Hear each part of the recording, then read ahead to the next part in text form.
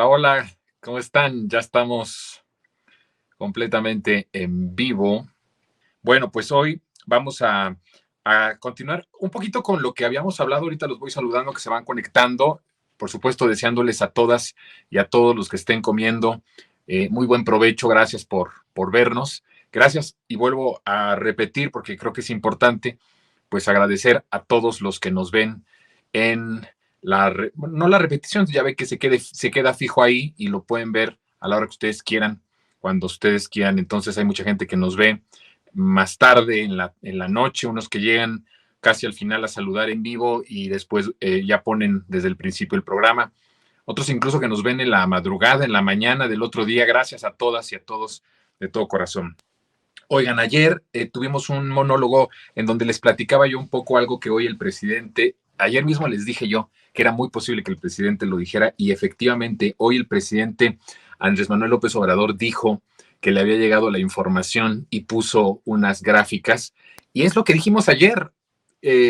Vamos al pulso, eso me da mucho gusto porque justamente yo les decía que en esta información que le llega, por la cual toma la decisión de pedir al legislativo que se corten esos fideicomisos y que se orienten al bienestar, que se orienten a los programas sociales de bienestar, pues lo dijo el presidente, me llegó la información y después dio la información que ayer empezamos a adelantarles, como muchos de esas cantidades de dinero ya estaban o ya están etiquetados en el presupuesto y que aparte tienen ahí el dinero del fideicomiso, ¿no? Entonces, bueno, había ahí algunas personas que me escribieron, no, Jonathan, es porque se dan después de las auditorías tanto tiempo después, pero hoy el presidente confirma lo que nosotros ayer les adelantamos, que esa información se lo llevó. Literalmente, en la mañanera, yo sé que ustedes la ven, dijo el presidente, es que me llegó la información y dice, pongan las gráficas y puso las gráficas. Es la nota, a mí me parece que es la nota del día, lo que hoy el presidente habla con respecto a esto, que nosotros lo habíamos adelantado desde ayer, pero solo para que tengamos ahí en cuenta que sí, que sí pasó lo que yo ayer les dije, que sí era información y es información completamente fidedigna y real, ¿no? Bueno, quiero platicarles hoy sobre el asedio que el presidente López Obrador ha estado viviendo en todo este sexenio, en todos estos años. Pero miren, hay una cosa que me llama mucho la atención y que tiene que ver con lo natural. Me gusta mucho decirle a los conservadores, los reaccionarios. Andrés ocupaba mucho esto de la reacción en tiempo atrás como dirigente social y político desde la oposición. Habla mucho de la reacción, la frase del triunfo de la reacción es moralmente imposible de Benito Juárez, pues también la palabra reacción. Me gusta decirle a los conservadores reaccionarios, entre otras cosas porque pues eso es lo que hacen, reaccionan ante pérdida de privilegios, ante la pérdida de poder, ante la pérdida de influencia, ante la pérdida de todo ese estado y toda esa estructura de gobierno que funcionaba solo para el beneficio de esas familias, de sus cuates, de sus compadres, de sus amigos, ¿no? Y de las empresas transnacionales. Entonces, pues es una palabra que los describe de cuerpo entero como son reaccionarios, reaccionan a los cambios que van en sentido del beneficio de los más pobres, en beneficio de las mayorías. Y fíjense, pensaba yo en algo que yo les he estado hablando aquí muy constantemente, porque no fue una noticia que se diera en las primeras planas de los periódicos, cuando les hablé de esto, de cómo un juez de Zacatecas le da un amparo a una magistrada y ese amparo llega a la Suprema Corte de Justicia y cómo había la intención de sustituir al presidente López Obrador, ¿no? Esa historia ya se las conté. Pues ahora, fíjense que el día de ayer se confirma a través del órgano interno de control del INE que se suspende al director de la Unidad Técnica de lo Contencioso de nombre Manuel Alberto Cruz Martínez, quien fue la persona que cuando se da la queja de Xóchitl Gálvez en contra del presidente López Obrador por supuesta violencia de género, violencia política en razón, la acusación, para no errar y que sea contundente la información, es violencia política en razón de género contra Gálvez. Ven ustedes que esta señora mete esta queja, esta acusación en contra del presidente y a quien le toca investigar para poder desechar o para poder hacer alguna determinación con respecto a la denuncia, pues es este personaje de Manuel Alberto Cruz Martínez. Pues esta persona altera las citas textuales del presidente, porque la cita textual es muy importante. La cita textual es literalmente lo que dijiste letra por letra, palabra por palabra. Entonces, esta persona, este hombre, Manuel Alberto, cambia las citas textuales del presidente y entonces lo condena y lo condena que cometió violencia política de género en contra de Xóchitl Gálvez. Bueno, justamente esto fue porque el presidente mismo, cuando le dicen que esto es una cuestión que queda ahí como una mancha a las personas. Si a alguien lo acusan de esta violencia, pues queda como violentador, esa es la palabra.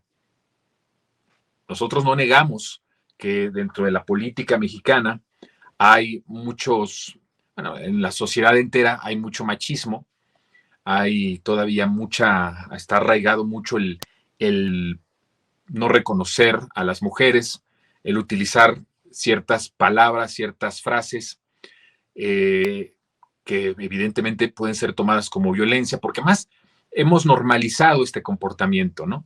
Hemos normalizado. Hay personas que no necesariamente lo dicen con la intención, pero al final lo dicen, porque además necesitamos educarnos. Los hombres tenemos en ese tema que tener un aprendizaje, tenemos que volver a aprender lo que antes estaba mal, ahora aprender lo correcto. Y hay muchas veces que sin la intención se puede dañar, se puede violentar.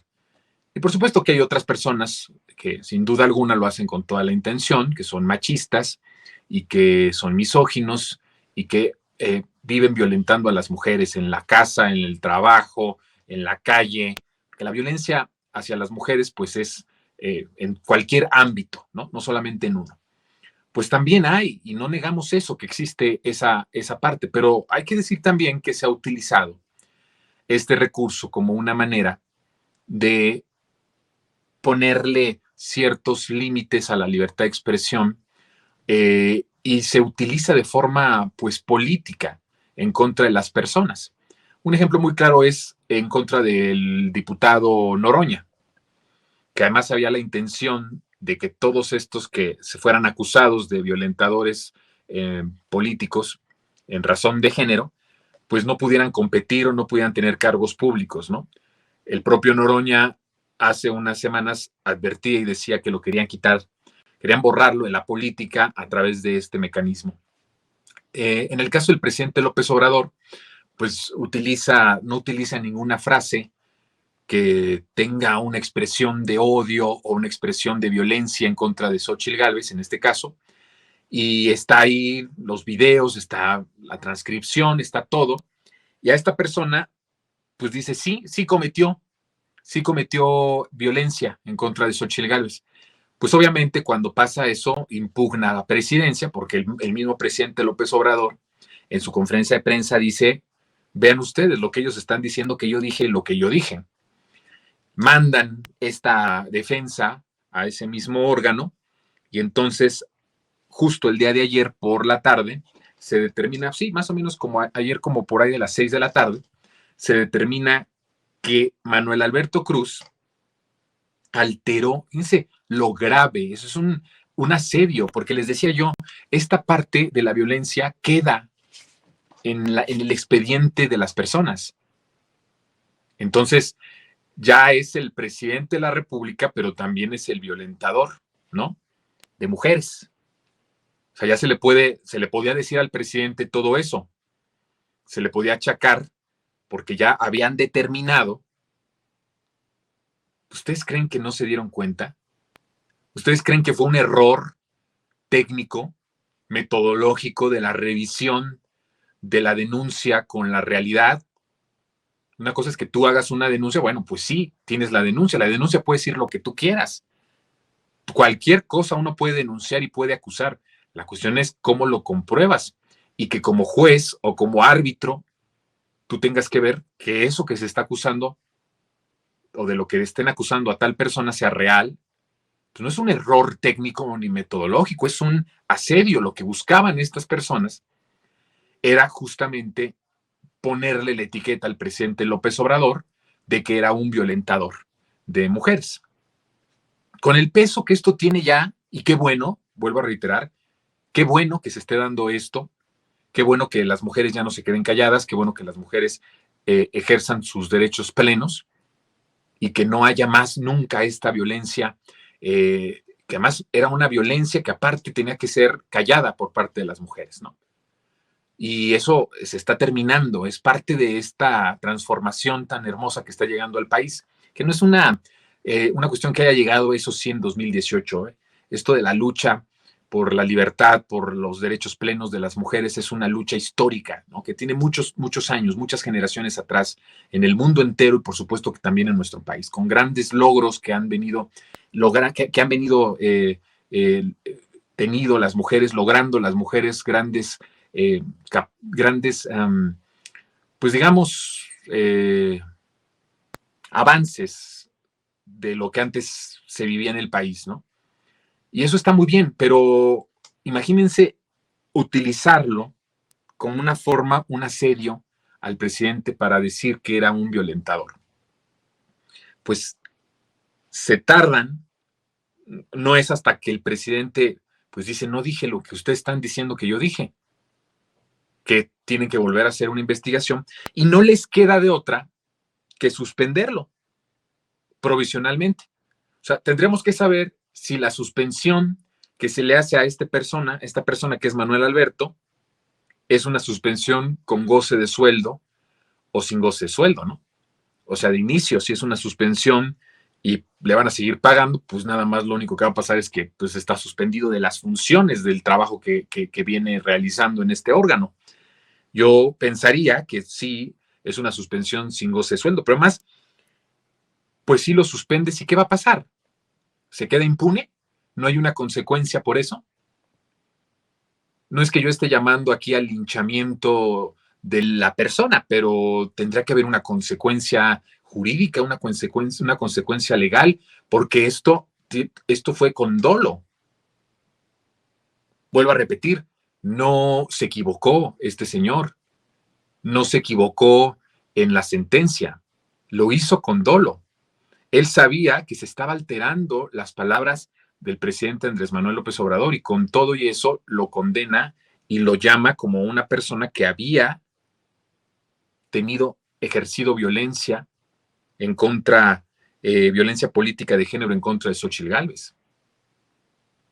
Y cuando sucedió esto, pues Xóchitl Gálvez, en la primera sentencia, Xóchitl Gálvez festejó y la oposición festejó y la comentocracia festejó, porque además era la línea o es la línea de la comentocracia de decir que el presidente es machista, que el presidente no quiere a las mujeres, que no ha hecho nada por las mujeres, que violenta a las mujeres.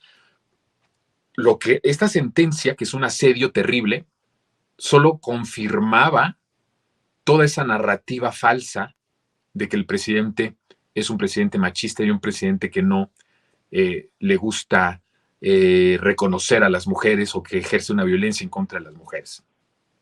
Entonces estaba la narrativa perfecta. Lo repiten en las columnas, las llamadas feministas, ¿no? De ocasión, porque no son feministas de verdad, son feministas que salieron incluso muchas a protestar en este sexenio, se dieron cuenta de que había feminicidios en este sexenio, se dieron cuenta de muchas cosas que pasaban las mujeres, nunca levantaron un dedo, nunca hicieron algo, y ahora con la intención de golpear al presidente, se dicen feministas. Bueno, estas feministas de ocasión, que hay muchas por ahí en los medios de comunicación también, pues decían, el presidente ataca a las mujeres, el presidente no quiere a las mujeres, el presidente no tiene políticas públicas a favor de las mujeres. Bueno, con la sentencia del INE, de este órgano interno de control, se confirmaría o habría confirmado en los hechos, pues todo eso, toda esa narrativa falsa que se había echado a andar o que se ha echado a andar durante tanto tiempo en contra del presidente. Esto me parece que es importante porque pues es algo que tendría que ser un escándalo que un funcionario, que una persona del Instituto Nacional Electoral altere los dichos del presidente para condenarlo a que es un violentador político de género. ¿Cuál es la consecuencia de esta acción? Que vuelvo a decir, no es una equivocación. Se hace con todo el dolo y con toda la intención perversa de fregarse al presidente y de ponerle una etiqueta de violentador, ¿no? Ese es uno de los grandes asedios, pero ha habido otros. Por supuesto, la intención de la sustitución es uno de los asedios más grandes que ha vivido el presidente. Yo creo que de nuestra historia más, la historia contemporánea de nuestro país, por supuesto, sin quitar todo lo que, o más bien quitando todo lo que padecieron presidentes como el propio Madero, ¿no? Pero creo que fuera de todo esto, no ha habido una persona tan asediada de manera tan miserable y tan ruin como el presidente López Obrador, no solo en su etapa como presidente de la República, sino en su etapa como luchador social, como dirigente de la oposición, el asedio que vivió Andrés Manuel durante tanto tiempo y ha vivido durante tanto tiempo, es de las cosas más miserables y ruines que se le puede hacer a una persona. Por supuesto que este asedio tiene un sentido. No asedias de una forma tan feroz a una persona que no representa una amenaza para tus intereses, para tu corrupción, para ese sistema, para ese régimen. Lo que hemos visto, ayer yo decía un poco esto y quiero ir como que subrayarlo, lo que buscaban por todos lados es destruir la imagen pública del presidente, la parte ética, la parte moral, la han querido destrozar para reducirlo al mismo nivel que ellos. En realidad, lo que ellos estaban buscando y han buscado por tanto tiempo es hacerle ver a la gente o demostrarle a la gente que Andrés Manuel es igual a ellos. Y eso es lo que no han logrado, no han podido. Porque al lograr que Andrés Manuel esté en el mismo nivel que ellos, pues pierde toda autoridad política, moral, ética, pierde todo.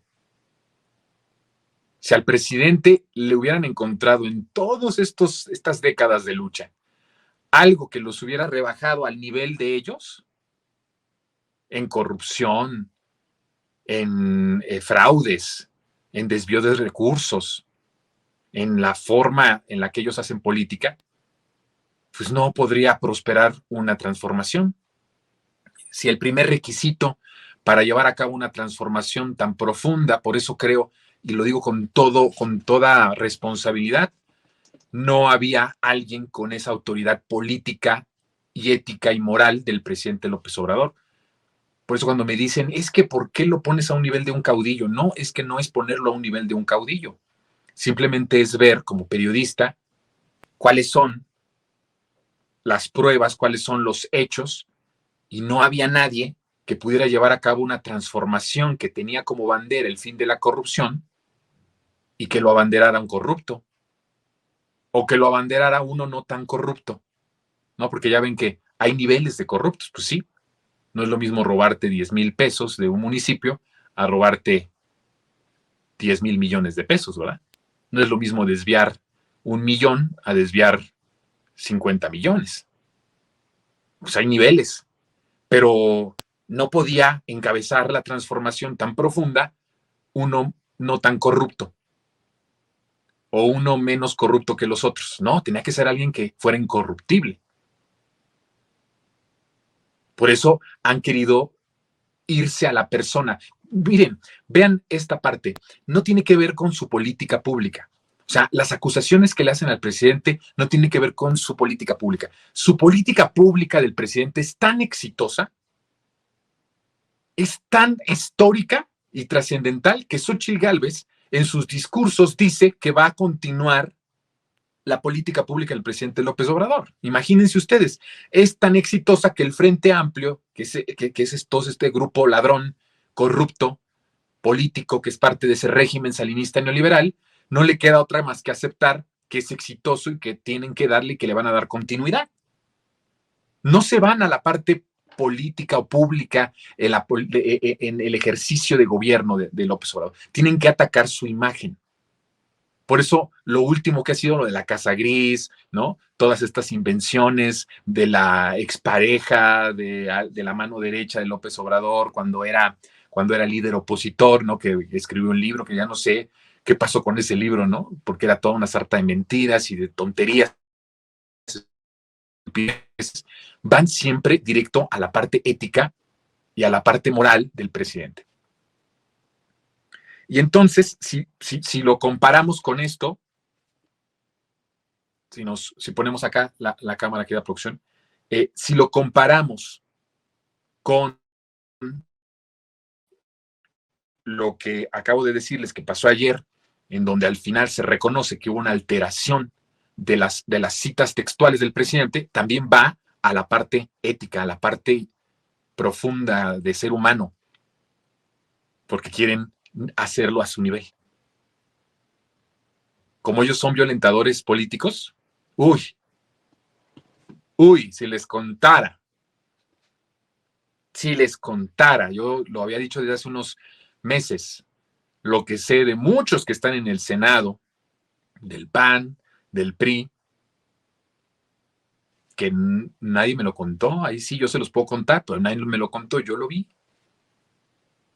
Yo sé de sus fiestecitas en los hoteles por alrededor del Senado.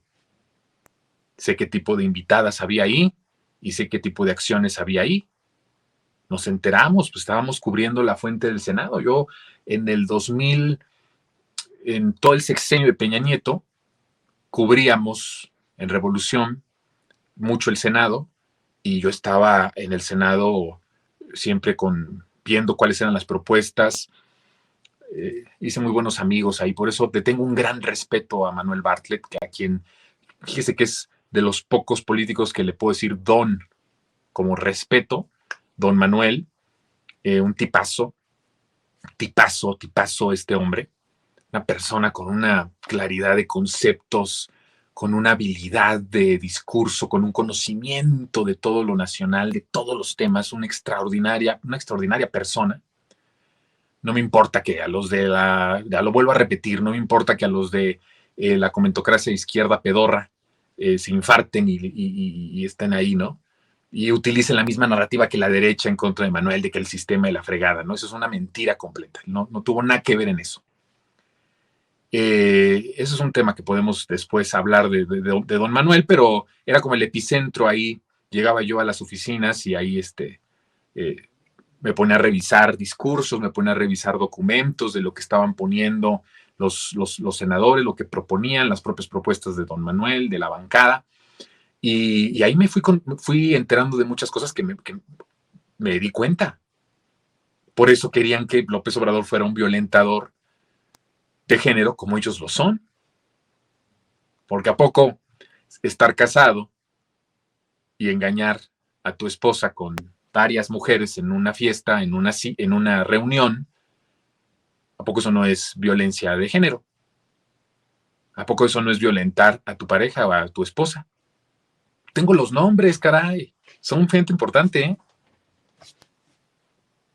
Entonces, bueno, por eso les digo, quieren ir a lo profundo, a lo personal, para que entonces digan, vean, pues es igual que nosotros. Y entonces se descalifique completamente el proceso de transformación. El asedio al presidente López Obrador no es a sus acciones están probadas que son exitosas. Sus acciones, todas las del gobierno que ha hecho han sido exitosas en mayor o menor medida. Las decisiones de Estado, los programas sociales, las decisiones de gobierno, no, casualmente no es en donde lo atacan.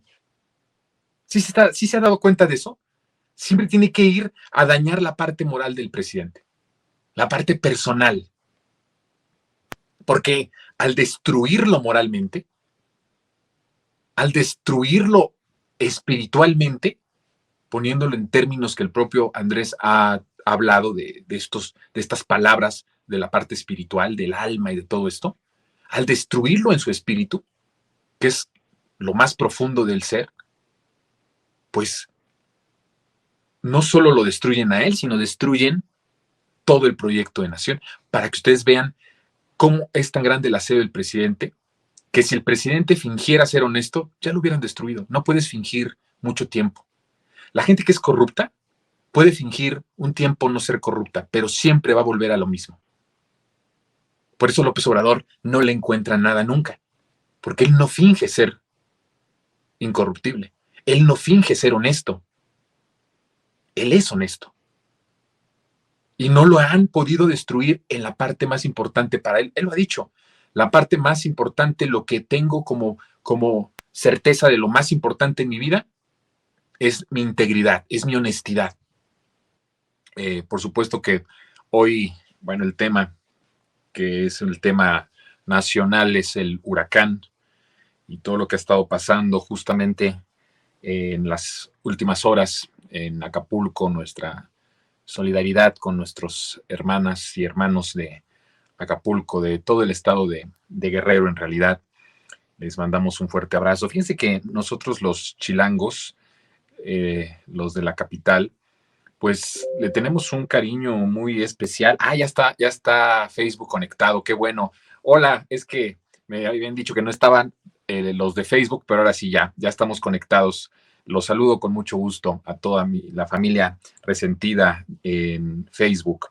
Les decía que pues los capitalinos le tenemos un cariño histórico de muchas generaciones, un cariño especial a Acapulco, porque por mucho tiempo, y yo creo que sigue siendo el destino favorito de muchos, de ir a estas hermosas playas, a estos hermosos lugares, que más, pues Acapulco se convierte como en una de esas memorias que están en muchos capitalinos, donde estuvieron nuestras abuelas, nuestros padres, nuestras amigas, nuestros amigos. Es como una de esas memorias que no se agotan y es muy sensible en lo particular ver las imágenes de lo que pasó en Acapulco.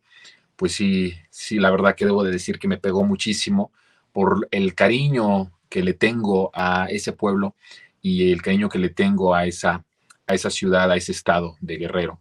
Así que pues yo, la verdad es que toda nuestra solidaridad. Y por cierto que hay lugares en donde se está haciendo, que los mexicanos tenemos esto, ¿no? Por mucho tiempo también nos quisieron hacer pensar que éramos individualistas, nos querían llevar a ese nivel de individualismo para poder justificar pues el sistema económico de desigualdad que tanto impulsaron y que tanto le benefició a unos cuantos. La idea de que justamente nosotros tuviéramos un pensamiento individualista en donde solo importábamos nosotros y no el prójimo, pues esa era parte del plan perfecto para poder implementar y que además se cumplió al pie de la letra porque pudieron implementar un sistema horroroso, monstruoso de desigualdad y de pobreza durante más de 30 y tantos años. ¿Cómo pudieron lograr esto? Pues también con la forma en la que nos empezaron a bombardear con los programas, con los intelectuales, con lo que nos querían vender como lo más hermoso que era el individualismo, la competencia de siempre ser el mejor, aunque esto tenga que ver, aunque pisotees, aunque destruyas, aunque pases por encima de otras personas, ¿no? Entonces, México no es eso. hemos estado en este despertar de conciencias y nos hemos dado cuenta, ya he estado yo diciendo de cuántas cosas nos hemos dado cuenta a partir de esto, del movimiento de transformación. Y una de las cosas que también, y que es importante decirla, que nos llegó en el momento en que tenía que ser, nos cayó el 20 a las mexicanas y a los mexicanos de que nosotros no somos individualistas, que no somos un pueblo egoísta, que no somos un pueblo que no le importe el prójimo.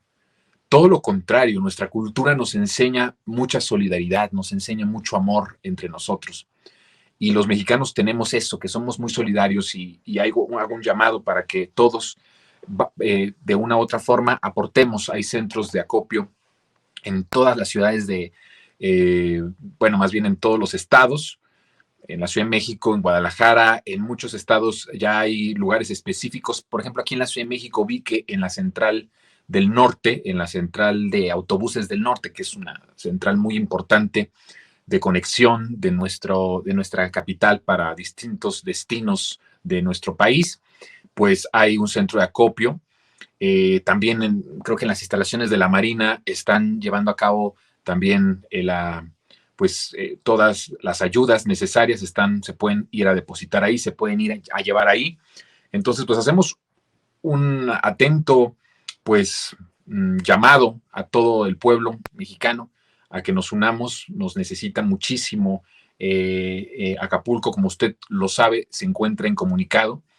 Hay recortes importantes a las vías terrestres por pues, los deslaves y, bueno, algunas fisuras en la carretera, tanto en la federal como en la autopista del Sol, que por sí siempre hay deslaves, y entonces ahora con esta tragedia, con esta situación, pues se hace ya intransitable de momento, ¿no? Entonces hay esta preocupación de que los insumos de primera necesidad puedan empezar a escasear, y nos tenemos que adelantar a esa posibilidad, y creo que no solamente es responsabilidad del gobierno, que además está atendiéndolo desde el primer momento, desde mucho antes de la llegada del huracán, y que lo va a seguir haciendo sin duda alguna, pero también el pueblo tiene que salir, ¿no? Tenemos que dar la cara por nuestros hermanos de Acapulco, por nuestras hermanas y hermanos de Guerrero.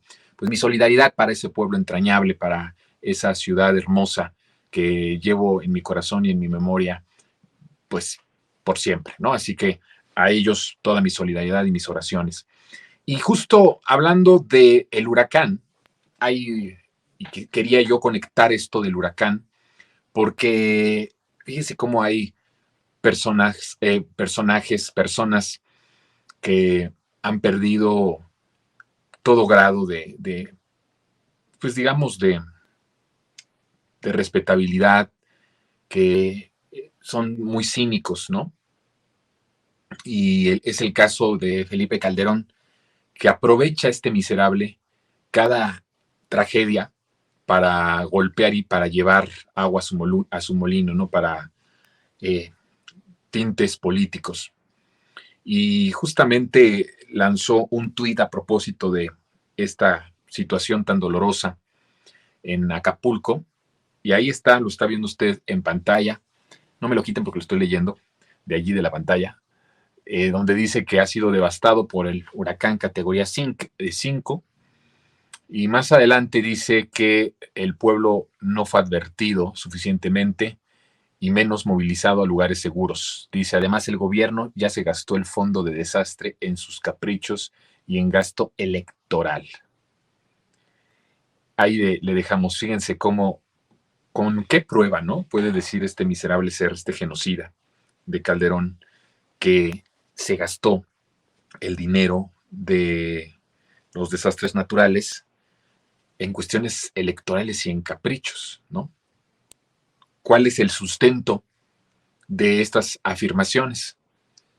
Pero, a ver, no podríamos esperar algo sustentado de este ser que es un genocida. Además, también hay que aprender a no esperar de la gente de este nivel, ¿no? O sea, no podemos esperar más de alguien que es un genocida, así de sencillo.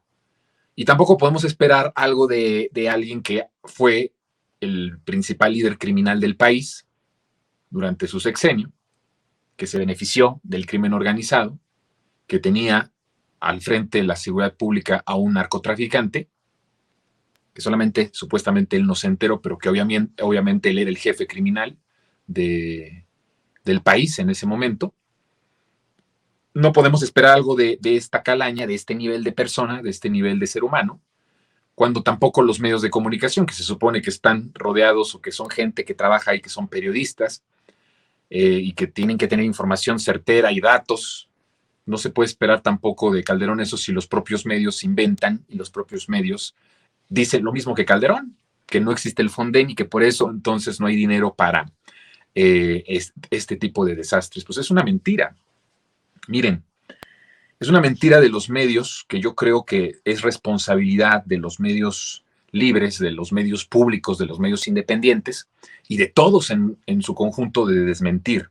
Efectivamente, se tomó la decisión por ahí del 2020 de terminar con el Fonden, porque además este fondo era un fondo que en esencia, porque esto es la gran mentira del salinismo neoliberal. En esencia, la idea puede ser muy buena, incluso hasta novedosa, y en la teoría suena muy bien que exista un fondo de desastres para la ayuda inmediata ante cualquier eventualidad. México es un país que por su geografía y por, además, pues tenemos mares, ¿no? Está el Golfo, está el Pacífico, tenemos también un territorio que es muy sensible a los sismos.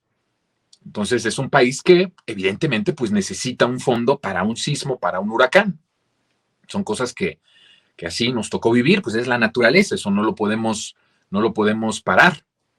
Y en esencia, pues en teoría el Fonden se escucha muy bien. Incluso nadie en su sano juicio desaparecería algo como el Fonden si nos quedáramos en la teoría de por qué existe y de para qué existía en ese momento, ¿no? El problema es que como el salinismo neoliberal no funciona sin corrupción, no funciona sin crear desigualdad, no funciona, o sea, no es que no pueda, más bien no es que no quiera, es que no puede, ¿sí? Está hecho este sistema o estaba hecho este sistema pues para beneficio, para beneficiar a unas cuantas personas, a los cuates, a los amigos, a las familias, a sus familias, no a las familias mexicanas, no, a sus familias. Es un sistema cuyo motor y cuya gasolina es la corrupción. No puede avanzar si no es por medio de la corrupción.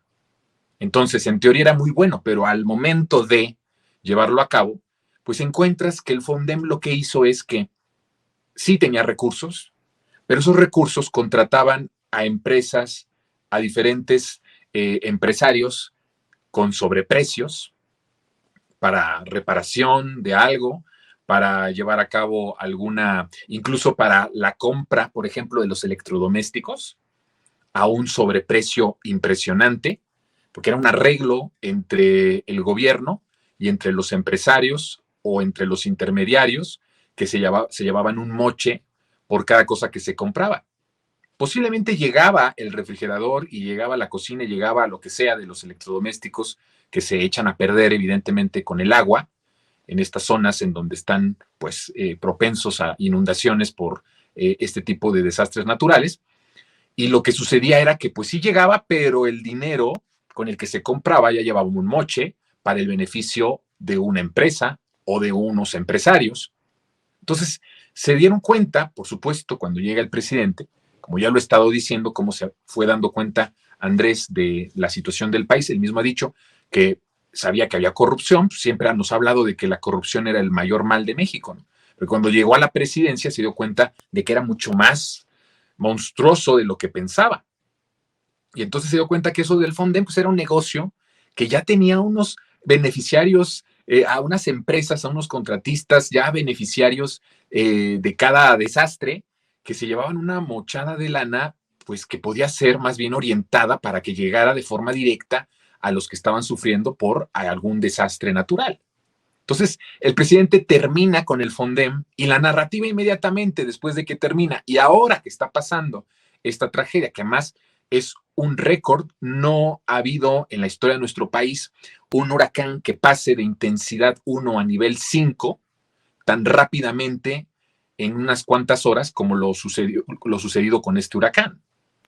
Entonces, evidentemente que también es algo que es muy fuerte y esto genera, pues evidentemente, mucha especulación, mucha mala leche y que muestra a los políticos de la calaña y del nivel de Calderón, que es un genocida, a hablar y a decir este tipo de cosas. Entonces, se dice ahora, se dijo entonces y se dice ahora, aprovechando esta tragedia en donde hay gente que está sufriendo.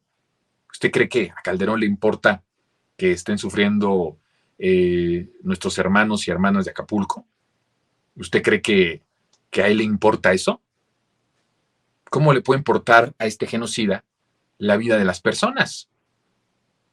Pues no tiene sentido. Todo es solo con la intención política, pero además mintiendo porque está diciendo mentiras. A ver, sí, es verdad que se terminó con el Fondem. Ahí ya quitemos la imagen de Calderón. Ya la gente sabe que es despreciable el tipo, ¿eh? Quiero decirle, es despreciable este ser. Y bueno, a ver, vamos a poner en cifras. Se elimina el Fondem por toda esta cuestión de corrupción que ya tenía, pues, a personas que, no, hombre, yo creo que, para que vean que son unos monstruos, porque yo he dicho en los monólogos pasados que a estas personas ya no los podríamos bajar de ese nivel de monstruos. Pero seguramente, tanto en el gobierno, en los gobiernos del salinismo neoliberal, como los contratistas y los empresarios que eran beneficiados por el Fondem, hasta se frotaban las manos para que hubiera un desastre natural y en cada uno de esos se llevaran un moche. Son monstruos. Se llevaban moche los empresarios, pero también el gobierno, ¿eh? O sea, el gobierno también se llevaba presupuesto, porque había sobreprecios. Ese sobreprecio se repartía. Eso es evidente, así funciona la corrupción, así funciona el sistema neoliberal, salinista neoliberal. Entonces, se frotaban las manos. Andrés llega y les da un manotazo, les dice, a ver, no puedes, sin moral, ¿sí? El que con la tragedia hagas negocio, que con la tragedia, con el sufrimiento, te hagas rico, que cada que hay un huracán, cada que hay un sismo, tú te beneficies. No te estamos pidiendo gratis a los empresarios que se les solicitaban los electrodomésticos o los materiales para reconstrucción y para todo lo que viene después de estos desastres. Pero no puedes aprovecharte de esto para inflar los precios en contubernio con el gobierno y haya beneficiados de la tragedia. Entonces, les da el manotazo, pues por supuesto, ¿cuántos empresarios estaban en este círculo vicioso, en este círculo de corrupción? Pues muchos, había muchos. Y entonces, por cierto que es muy probable que muchos de estos también tuvieran nexos con los medios de comunicación. Y entonces se empezó con una campaña impresionante, acuérdense con lo del Fondem, y ahora que pasa este desastre, pues de nuevo los políticos de la derecha y los medios de comunicación empiezan a hablar y a mentir sobre que no hay recursos.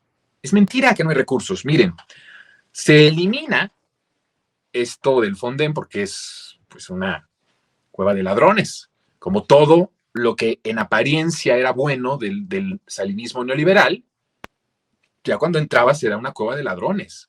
O sea, entrabas a esa cueva y salías sin nada, ¿eh? Salías en chones. Eso es lo que son ellos. No, miren, no conciben otra forma.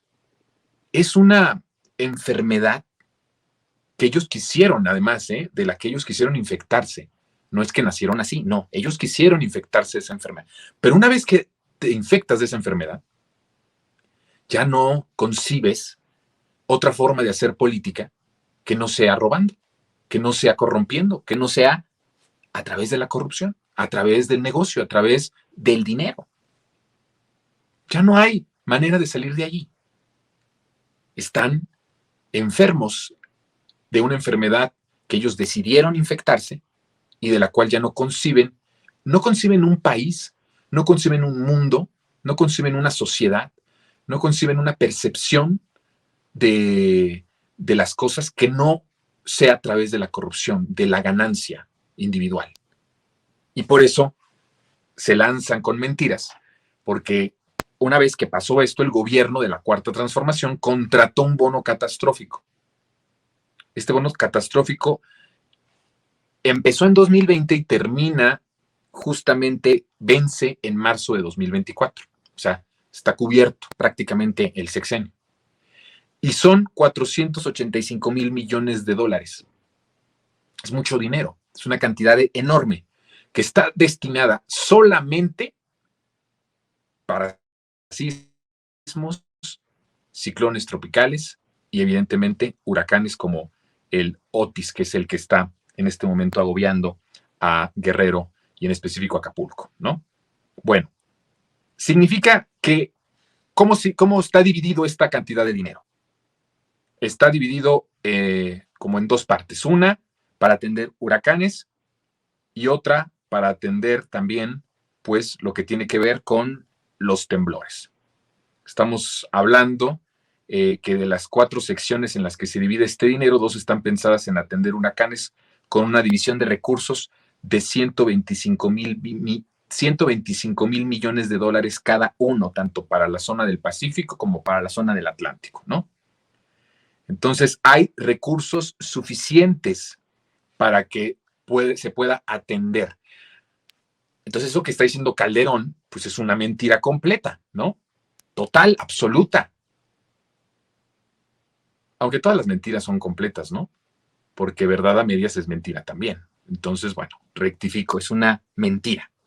El que diga no hay recursos, ya se lo gastaron, ya en los caprichos, en las cuestiones electorales. ¿De dónde saca este tipo estas mentiras, estas afirmaciones? Pues, ¿sabe de dónde? De esa percepción. Este hombre es un enfermo. De lo que acabo de decir, de esa enfermedad tan terrible que los políticos, los empresarios decidieron infectarse, de que no conciben otra forma de vida que no sea corrupción y no sea robo. Pero aparte, Calderón es un psicópata. Es una persona que nunca debió tener un cargo público. Lo digo con todo respeto y con conocimiento de causa. Es una persona que nunca debió tener familia. Así. Porque uno tiene que entender en estas nuevas eras nuestras limitantes y nuestras capacidades para las cosas. Y si tienes un problema, no puedes meter en ese infierno a una pareja, a una esposa, a un esposo, y mucho menos a una hija o a un hijo. Es una persona que no debe tener familia. Ya, desde ahí, pues, mucho menos gobernar un país. Porque cuando gobiernas un país, tienes en tus manos literalmente pues, las familias mexicanas, a todas. Entonces, él no debió de haber sido o haber tenido familia en un ejercicio de honestidad de su condición y mucho menos ser presidente de la República, ¿no? De inicio. Pero, ¿por qué vislumbra que el dinero se lo está llevando López Obrador en sus caprichos, ¿no? O que se está metiendo en las campañas electorales? Porque no entiende otra manera, está en esa enfermedad, no vislumbra y no entiende otra forma de hacer política que no sea esa. Tampoco entiende cómo puede ganar elecciones la transformación si no es a través del fraude. Y entonces por eso dice, le están metiendo mucho dinero. Porque él piensa que el amor que uno le tiene al presidente López Obrador es por el dinero. No es por sus acciones, no es por su buen gobierno, no es por la transformación que está llevando a todos los rincones del país. Entonces él piensa, pues si tiene amor, la gente le tiene amor es porque hay dinero de por medio. ¿Sí entienden esa estúpida lógica que tiene Calderón? Y entonces, pues por eso inventa estas cosas, pero faltando a la verdad, porque yo he visto en los medios muchísimos que nos hablan encabezados, son muy miserables. Esa es la verdad.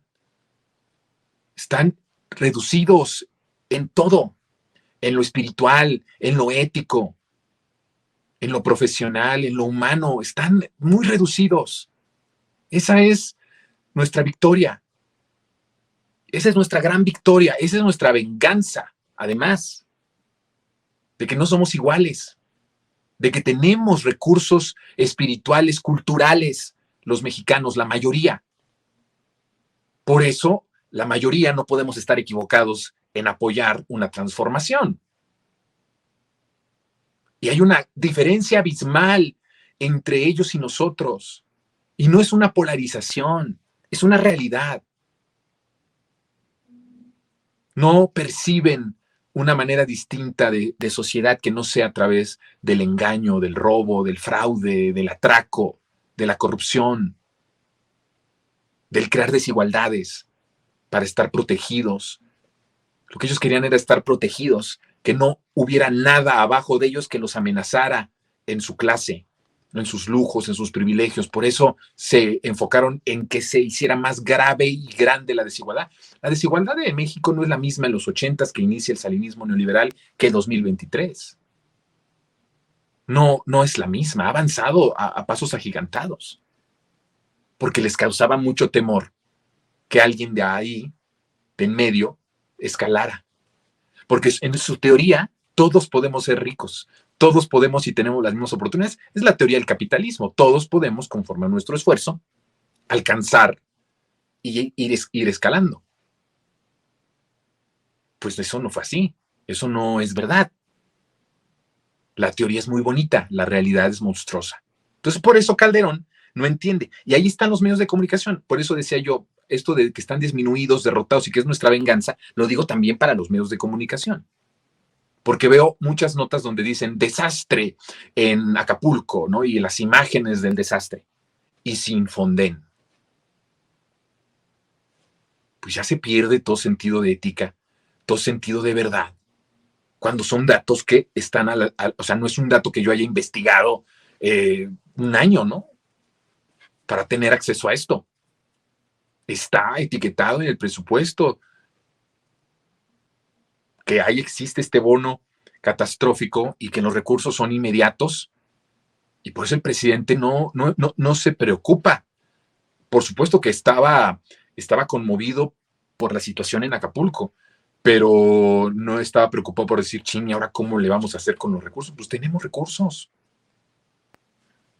Porque además, a diferencia de la tecnocracia, de estos tecnócratas que eran los sabiondos, los escribas, eran los escribas de la economía,